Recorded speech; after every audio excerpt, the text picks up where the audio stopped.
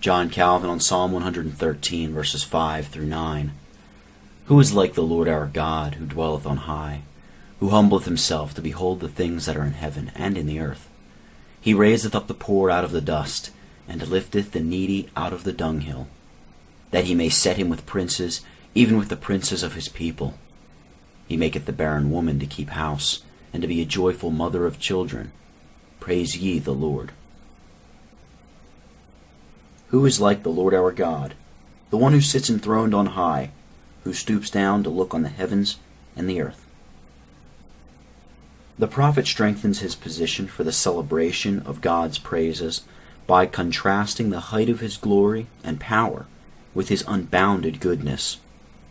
Not that his goodness can be separated from his glory, but this distinction is made out of regard to men who would not be able to endure his majesty were he not kindly to humble himself and gently and kindly draw us towards him.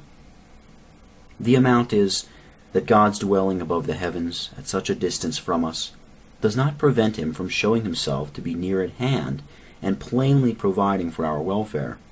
And in saying that God is exalted above the heavens, he magnifies his mercy towards men, whose condition is mean and despicable, and informs us that he might righteously hold even angels in contempt, were it not that, moved by paternal regard, he condescends to take them under his care.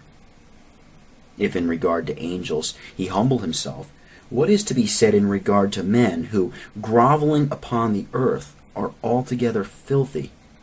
The answer is obvious.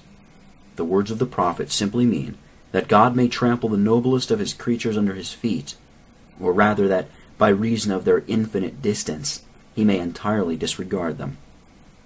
In short, we must conclude that it is not from our proximity to him, but from his own free choice, that he condescends to make us the objects of his peculiar care. As a happy mother of children, the meaning is that the woman who was formerly barren is blessed with fruitfulness and fills the house with children. He attributes joy to mothers, because though the hearts of all are prone to aspire after wealth or honor or pleasures or any other advantages, yet is progeny preferred to everything else.